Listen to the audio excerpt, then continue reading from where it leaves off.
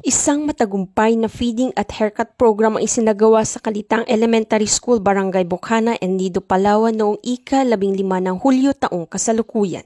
Ang programa ay inilunsad ng 4th Platoon 2nd Palawan Provincial Mobile Force Company sa pangunguna ni Police Captain Erickson R.D. Malaluan, Platoon Leader, at sa ilalim ng pangangasiwa ni Police Major Roel A. Tataw, Acting Force Commander.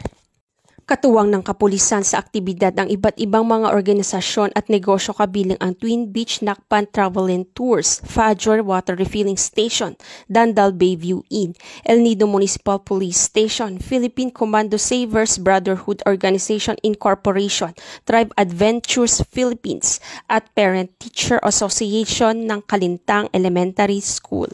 Mahigit 360 students ang nakinabang sa libreng serbisyo tulad ng feeding program, libreng gupit at pamamahagi ng mga school supplies. Bukod sa masarap na pagkain at malinis na gupit, naghatid din ng programa ng saya at inspirasyon sa mga kabataan na nakatanggap ng tulong para sa kanilang pag-aaral. Ipinahayag naman ng 4th Platoon 2nd Palawan Provincial Mobile Force Company ang kanilang taus-pusong pasasalamat sa lahat ng katuwang na tumulong upang maging matagumpay ang aktibidad.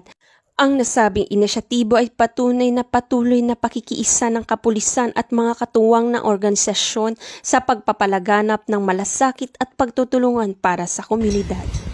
Mula dito sa Calapan City, Oriental, Mindoro, ako ang iyong PNN Correspondent Patrolwoman Eloisa Joy V. Beredo, alagad ng batas, tagataguyod ng Balitang Pulis.